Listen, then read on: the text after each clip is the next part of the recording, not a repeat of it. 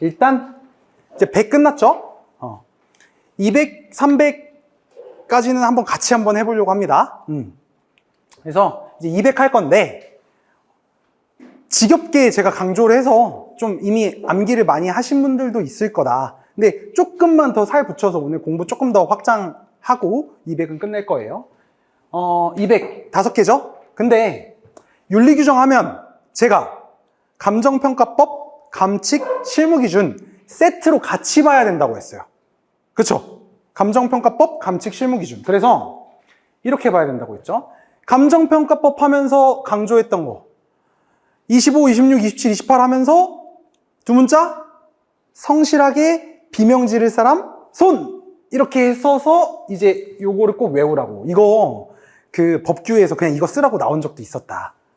그래서 요거는 이렇게 좀 암기를 해달라. 그래서 내용은 이따 한번 같이 볼 겁니다. 그리고 감칙은 3조, 실무기준은 200인데 요건 이제 이렇게. 그래서 기본윤리는 품신청보, 업무윤리는 의불비.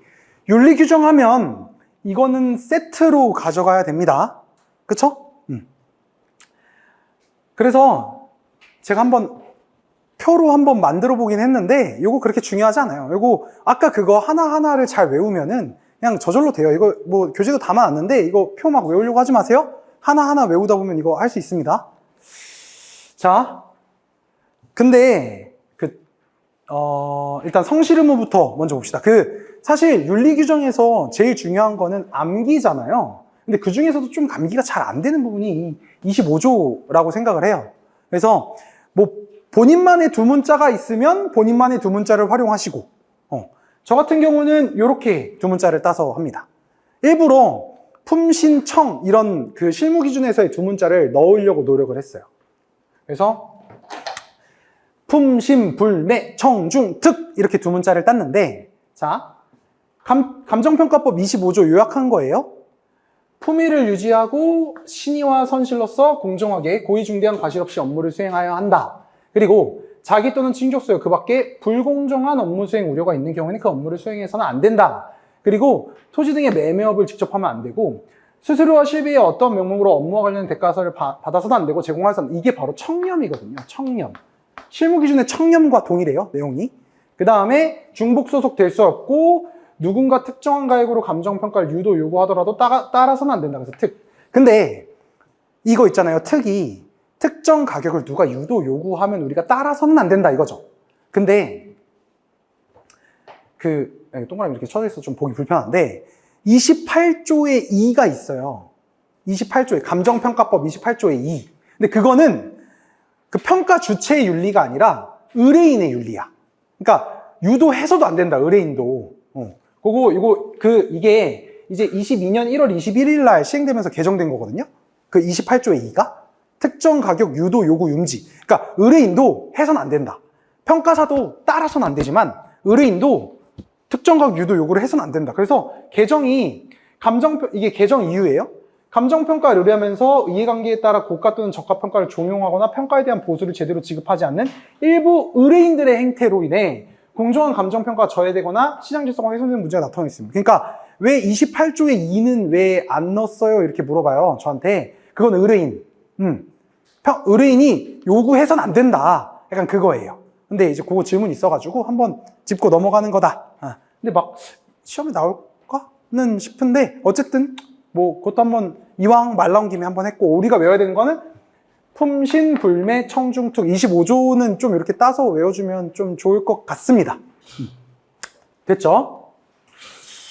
자, 그 다음에 비밀엄수. 비밀 유지해야 된다.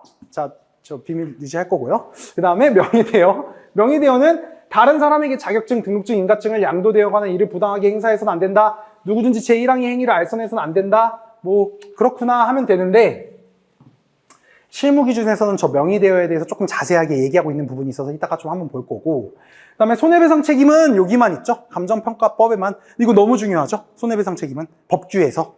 그래서 열심히 공부하시면 됩니다.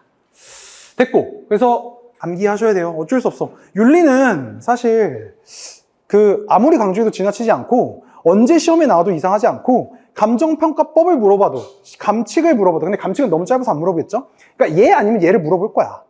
규정을 물어봤을 때는. 그래서 채점하기도 편하겠죠. 그냥 감정평가법상 윤리규정을 너 한번 써봐라. 실무기준상 윤리규정을 써봐라. 두 개 다 기출이 됐었어요.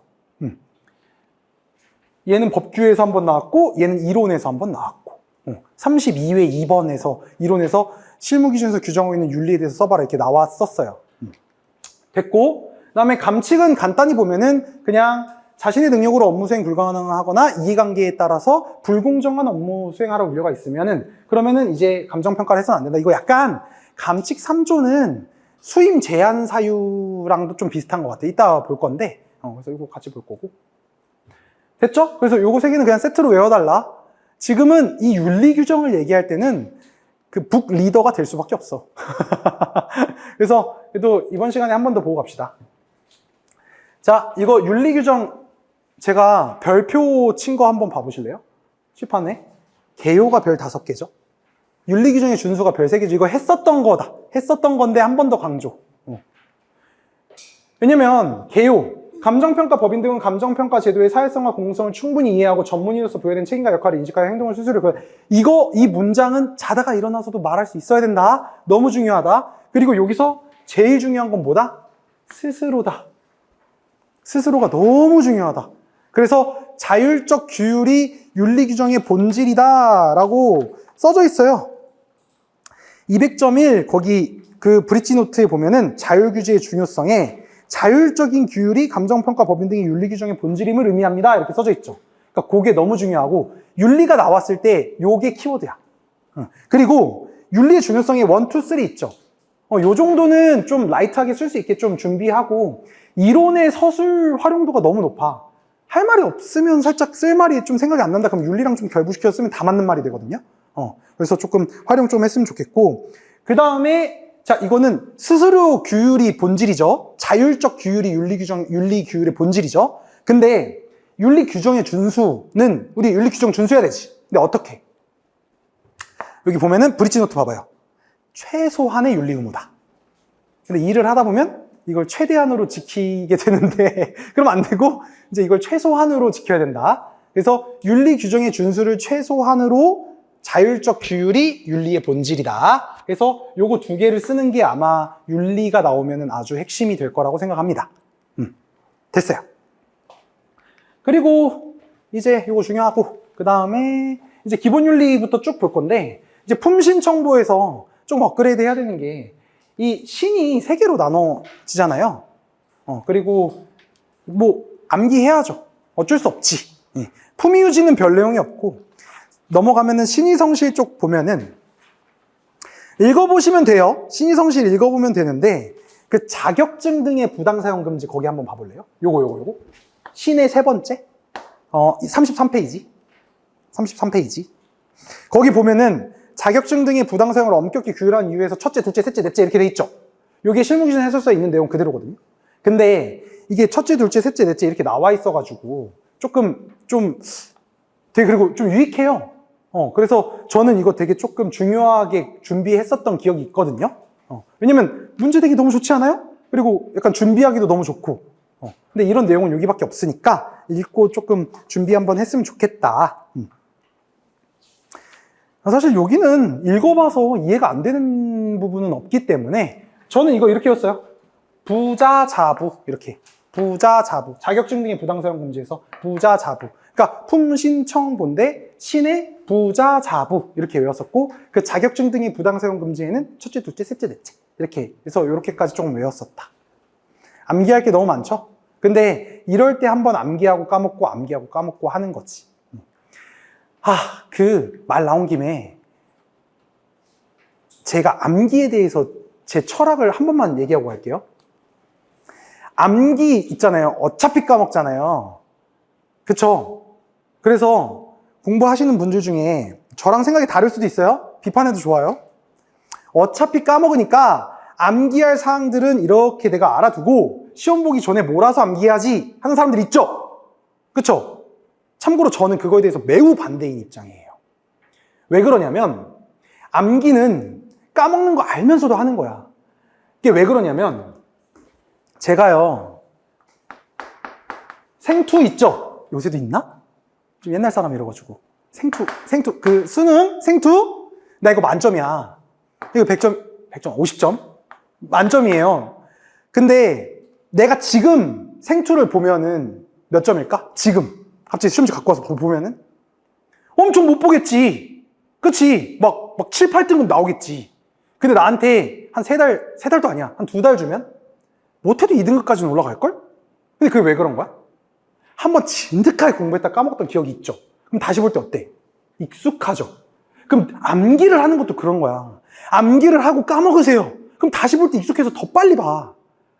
그러니까 암기는 그렇기 때문에 하는 거야. 근데 어처구니가 없어. 어차피 까먹을 거라서 암기할 거 이만큼 모여놔가지고 시험 보기 전에 나 이만큼 암기할 거다. 그럼 그때 암기 너무 오래 걸려요. 시험 전날 처음부터까지 다 볼 수 있는 사람이 합격하는 거야. 그럴 거면 뭐야? 계속 암기하고 까먹고 암기하고 까먹고 막 그 속도를 점점 이렇게 줄여가야 돼요. 그래서 지금 이거 지루한 거 알아. 근데 오늘 했잖아. 그리고 일주일 동안 복습할 거 이거잖아. 그럼 한번 외국 까먹어. 제발. 어차피 이거 아는 거고 읽어야 되는 거니까 그냥 넘어가지 말고.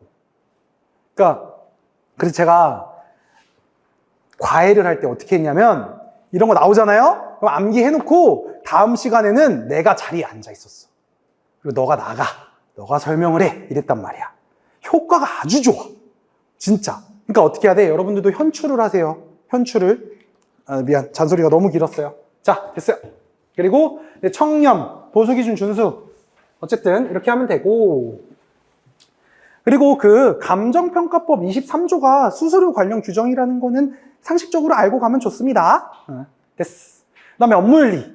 의, 불, 비. 그래서 을에 대한 설명도 이렇게 수임 전, 수임 중, 수임 후 이렇게 해서 실무 기준에서 조금 해설을 하고 있는데 그것도 제가 담아놨어요.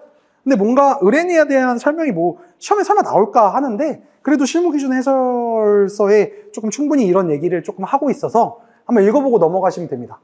수임 전에 설명 잘하고 수임 중간에 해야 될 거 규정 읽어보면 그냥 알아요. 이것도 내가 수업할 게 아니야. 그렇지만 자, 그 다음 불공정한 감정평가 금지, 뭐 비밀 준수 하면 된다.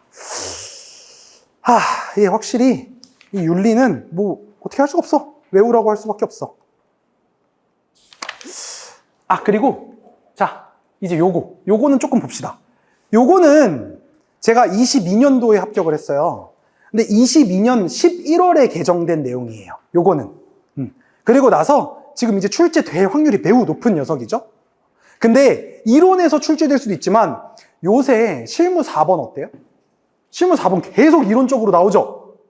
그러니까 내가 이렇게 할 수 있는 거야. 나오니까. 그래서 제가 생각했을 때는 실무 4번으로 나오기 너무 좋지 않나? 그래서 요거는 꼼꼼히 한번 봐볼게요. 정의. 자동가치 산정모형이란 실거래 자료, 부동산 가격 공시 자료 등을 활용하여 토지 등 부동산의 가치를 자동으로 추정하는 컴퓨터 프로그램을 말한다. 외워야 돼요. 그러면은 이제 저한테 물어봐요. 실제로 저런 게 있어요? 라고 하면 있어요. 여러분들이 합격을 하잖아요. 그러면 협회에 이제 회원 등록을 하게 되잖아요. 그럼 협회가 제공하는 자동가치 산정 프로그램이 있어요. 그러면은 지금은 그 구분 건물, 구분 소유 부동산 돼요. 그러면 치면은 진짜 이렇게 해줘요. 꽤 참고 많이 합니다. 감정평가의 관계. 근데 포인트 했었지만 또 봅시다. 감정평가 법인 등은 감정평가의 효율성 제공을 목적으로 활용할 수 있다. 근데 어떻게? 주된 방법? 아니지. 보조적 수단으로. 그리고 그렇게 산정된 가액은 뭐라 그래? 추정가치라고 하죠. 감정평가액으로 볼 수 없다. 요거 그냥 바를 수 있어야 돼요. 그 다음에 활용시 유의사항. 아무래도 컴퓨터 프로그램이다 보니까 다음 각 호의 사항을 이해하고 검토해야 된다 해서 알고리즘, 데이터, 종류, 범위, 적합성, 그 다음에 결과물의 적정성, 알대결 이렇게 외우자고 했잖아요. 요거는 충분히 요거는 좀 말할 수 있어야 될 것 같다. 그리고 나서 이거는 제가 지난 시간에 그러니까 예전에 얘기했던 1편 OT 때 얘기했던 내용이랑 똑같고 하나만 더 추가할게요. 왜냐면 지금 실무 기준 하고 있으니까. 이거 22년 11월 14일에 개정됐다 했잖아요. 이때 개정되면서 200.5가 새로 들어오면서 500 뭐였어요? 500 뭐야? 감정평가서. 1은 뭐야? 작성원칙. 2는 형식과 제목. 3은 기재사항, 4는 서명과 날인, 5는 발급과 보존. 거기서 요 기재사항 있죠. 여기 안에 그 500.3의 기재사항에 감정평가서에는 다음 각 호의 사항이 포함되어야 한다라고 하면서 자동가치 산정 모형, 활용 경우 해당 모형의 종류와 활용 결과 등의 내용, 요거까지 추가됐어. 그래서 좀 이것까지 쓰면은 뭔가 한마디 더 쓸 수 있잖아요. 좀 디테일하게 요거까지 조금 알고 있으면 좋겠다. 아, 그 200.5 들어오면서 기재사항에도 필수적 기재사항이잖아, 이거. 그러니까 자동가치 산정 모형 활용했으면 그 모형의 종류와 활용 결과 등의 내용을 쓰라는 그런 근거 규정이 들어왔어. 그러니까 이게 이게 뭐가 의미가 있냐면 진짜 뭔가 조금씩 변하고 있다는 거예요. 뭔가 진짜 별로 좀 안 좋아하긴 해. 그 AI 얘기하면은. 근데 어쨌든 뭐 어떻게 해? 시대적 흐름이 그런데. 그래서 이렇게 법에서도 슬슬 변하고 있다. 됐어. 요거 꼭 암기 오늘 꼭 까먹으세요. 알겠죠? 암기 꼭 하고 꼭 까먹으세요. 그래서 뭐 스터디를 꾸려가지고 막 앞에서 발표를 하든가 아니면은 막 저는 그런 거 했어요. 막 길 가다가 이제 막 야 25조 사항 뭐야? 막 이렇게 이렇게 하면서 막 얘기하고 막 뭐 그렇게 막 좀 공부한 사람들끼리 그렇게 좀 괴롭혔었어요. 어쨌든 됐고, 자 지금 어디까지 했다? 여기까지 했죠? 한 번 더. 백촉칙, 총칙, 윤리, 의뢰와 수임, 절차와 방법, 감정평가서, 지겨워야 돼. 오늘은 그러려고 마음 먹고 왔어요. 그래서 2까지, 5까지, 7까지, 4까지, 5까지 있고, 자, 여기서부터 목적, 정의, 방금 봤어요. 개용, 포인트는 뭐야? 자율적 규율. 윤리규정의 준수, 포인트는 뭐야? 최소한의 준수 의무. 기본윤리, 품신청보. 근데 신에서 뭐 있었어? 부자자부. 지금 좀 막 되잖아? 아니야? 자, 그 다음에 업무윤리, 의불비. 그리고 자동가치 산정 모형 윤리 하면서 이거 500.3에 필수적 기재사항에도 추가됐다. 같이 개정됐구나. 이렇게 얘기하면 되고. 그 다음 300. 수임 제한 이유가 있으면 수임계약이 성립하지 않는데 이게 없어야 수임계약이 성립하고 하면서 업무 범위를 확정하고 분쟁을 예방하기 위해서 기본적 사항 확정하면서 실무기준에서는 기준 시점, 조건, 관련 전문가의 활용 들어있고 수임계약 성립 이후에도 뭔가 후발적 하자 발생하면 처리한다. 이제 좀 뭔가 익숙하지 않아요? 내 목표는 이거야. 자, 절차 방법, 절원 방시. 얘는 명확하고 일관되고 충분한 정보를 포함한다. 명일충해서 작성 원칙. 그리고 형식과 제목, 기재사항, 서명과 날인, 발급과 보존. 반복의 힘. 오늘은 과외한다고 생각하고. 자, 됐어요. 요거 했죠? 이제 뭐 해야 돼? 요거 해야 돼. 요거는 안 쉬고 바로 갈게요. 자, 해봅시다. 근데 이거는 진짜 스토리만 만들면 될 것 같아. 그래서 제가 다 지웠어. 언제 지웠지? 내가 아까 써놨었는데 나도 모르게 지웠나 봐. 아씨 바보네. 자 의뢰가 들어와서 의뢰 수임 이렇게 하잖아요. 근데 수임하기 전에 뭘 해라? 수임 제한 이유를 검토해라. 이 수임 제한 이유가 없으면 의뢰 수임을 할 수 있는 거죠. 그래서 수임 계약이 성립하는 거죠. 근데 수임 제한 이유 몇 개? 라고 하면 6개입니다. 라는 거예요. 수임 제한 이유 몇 개 하면 6개. 그래서 수임 제한 이유 6개 보고 이거 암기할 거예요. 같이. 그리고 의뢰 수임 하잖아요. 의뢰 수임 하면은 이제 뭐 해야 돼? 하자마자 해야 되는 거. 감정평가 절차 첫 번째. 기본적 사항에 확정해야 되는 거죠? 그쵸? 근데 이 기본적 사항의 확정에 대해서 왜 해야 되는지 실무 기준은 써져 있어요. 뭐라고 써져 있냐면 업무 범위를 확정하고 그래서 예 이렇게 업무 범위를 확정하고 분쟁을 예방하기 위해서 기본적 사항을 확정을 한다. 수임 제한 6개 검토했는데 없어. 그러면 수임 계약 성립하면서 수임 계약 성립하자마자 해야 되는 거는 업무 범위를 확정하고 분쟁을 예방하기 위해서 기본적 사항 확정해야 되는 거다. 이론적으로는 그래. 근데 실무적으로는 어때? 우리가 문제 풀 때 기본적 사항 확정 너무 중요하잖아.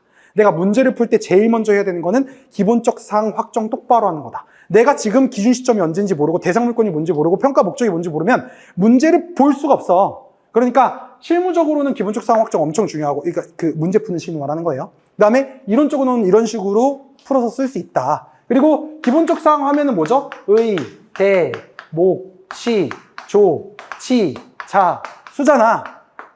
다 중요하긴 해. 다 중요하긴 한데 실무 기준에서는 굳이 기준 시점, 감정평가 조건, 자문에 대해서 여기서 456, 300점 456 이렇게 규정하고 있고, 그리고 의뢰 수임에서 감정평가 하다가 후발적 하자 발생하면 뭐 할 수 있다? 철회할 수 있다 이렇게 돼 있잖아요. 근데 철회 사유 3가지야. 이거는 어차피 여러분들 나중에 다 외워야 돼. 수임 제한 이유가 뭔지 쓰시오. 철회 사유가 뭔지 쓰시오. 이런 것들 있잖아요. 결국 외워야 돼. 근데 내가 오늘 이 시간에 꼭 잡은 이유는 여러분들이 합격했으면 좋겠어고, 어차피 나랑 안 보면 안 볼 거잖아요. 이렇게 강조 안 하면 안 하잖아. 그러니까, 그리고 실무 기준 업그레이드라는 제목을 붙인 김에 100에서 500까지 업그레이드 시켜드리는 거야. 됐죠? 됐어. 자, 그러면 볼 건데, 자, 요거 볼 거예요. 요걸 조금 이렇게 썼을걸. 이걸 이렇게 참. 잠깐만 지울게요. 자, 이거 뭐냐면, 감칙에, 아까 윤리도 어땠어? 감정평가법 감칙 실무기준 규정이랑 같이 봤죠? 요것도 볼 건데, 수임 계약, 수임 제한 이유, 이런 거 감칙이 있어, 없어? 없어요. 내용이 없어. 그러니까 실무기준에 밖에 없다는 거야. 기본적 사항은 어디 있어요? 구조 1항, 2항, 3항. 1항에 있어요. 구조 1항에. 기준 시점은 구조 2항에 있어요. 그 다음에 감정평가 조건은 시현계잖아. 그치? 현이 뭐야? 현황 기준 원칙의 예외니까 6조 2항부터 4항까지 있고, 관련 전문가의 활용, 요거는 구조 3항에 있어. 수행계약의 처리는 없어. 그러니까 이런 식으로 감칙이랑 실무기준이랑 막 왔다 갔다 할 수 있었으면 좋겠어요. 저는 감칙이 머릿속에 있으면 이게 된다고. 머릿속에 있으면 막 돼. 그리고 막 감칙에 없는 걸 막 혼자서 실무기준을 생각하면서 막 보충하면서 막 글을 쓰기 시작해. 그럼 진짜 막 실력이 늘어. 막 이론도 잘해져. 그리고 뭔가 이론이 추상적이고 방대하게 느껴지지 않아. 그러니까 근데 결론은 그러면 암기를 잘 해놔야 되지 뭐. 그쵸? 그래서 어쨌든 봅시다. 하나씩. 자, 수임 제한 이유 몇 개? 6개. 수임 제한 이유 6개. 자, 200 뭐였어요? 윤리였죠? 200.4는 뭐야? 업무윤리. 거기서 2는 의불비. 불공정한 감정평가 금지. 그러니까 불공정한 감정평가를 할 우려가 있어요. 그러면 수임 제한할 수 없다는 거야. 됐죠? 그 다음에 적정성 검증하기 위한 목적의 평가로서 내가 다시 받았어. 내가 내 걸 적정성 검증할 수는 없잖아. 그럼 수임 제한할 수 없다는 거야. 그리고 위법해. 목적이 위법 부당해. 실지조사가 곤란해. 내 능력으로는 못해. 이러면 수임 제한되는 거. 이거 외워야 돼요? 외워야 돼. 한 번만 다시 해볼까? 같이. 어머. 주문이 더. 자, 한 번만 다시. 수임 제한 이유 6개. 보지 마. 한 번만 볼까? 10초만 째려봐요. 10초만 째려봐.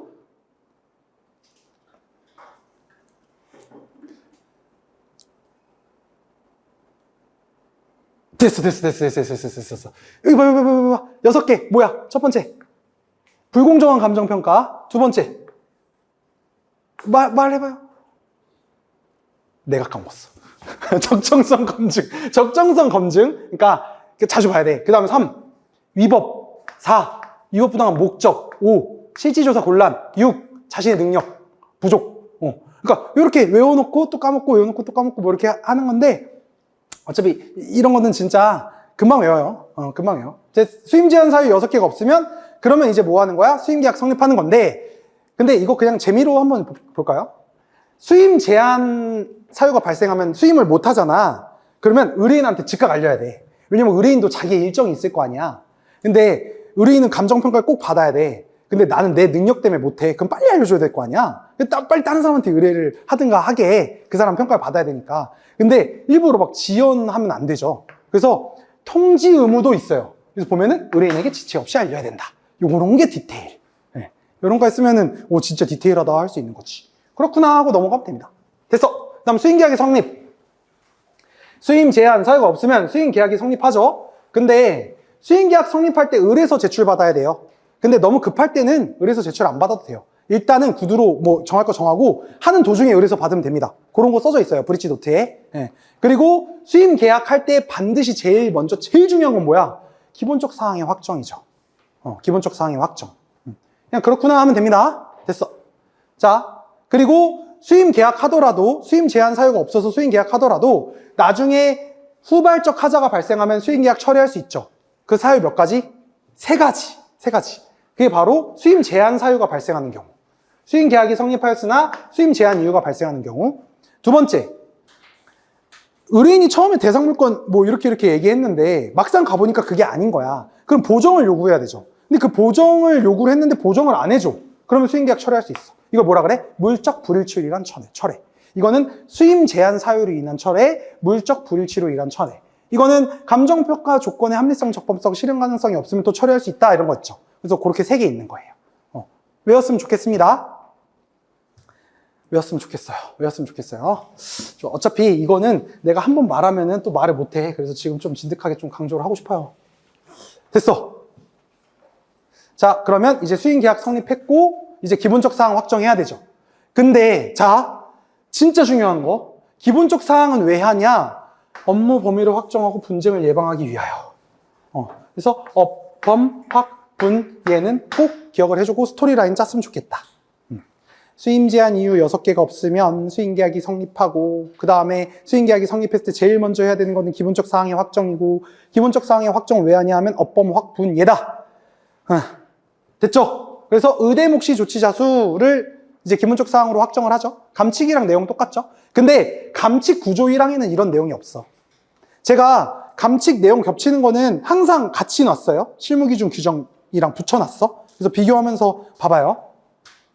사실 이번 강의는 이 강의 준비도 되게 힘들었는데 요거 만드는 거 진짜 힘들었어요. 한번 강의할 때 이렇게 100페이지씩 만들면 되게 힘들어요. 그러니까 읽어달라는 거예요. 자, 그 다음 됐어. 그래서 요거 한번 비교해보라는 거예요. 요거는 실무기준의 기본적 사항 규정, 감칙의 기본적 사항 규정. 근데 실무기준에만 업범 확분에 있다. 그래서 수임 제한 이유 6개 검토해서 수임계약 성립하고 그럼 기본적 사항 확정했는데 업범 확분에다. 요거는 꼭 기억을 해달라. 그 다음에 기준 시점 똑같아. 감칙이랑 뭐 이유 기재하라 뭐 이거는 근데 그렇게 이거 있긴 한데 네.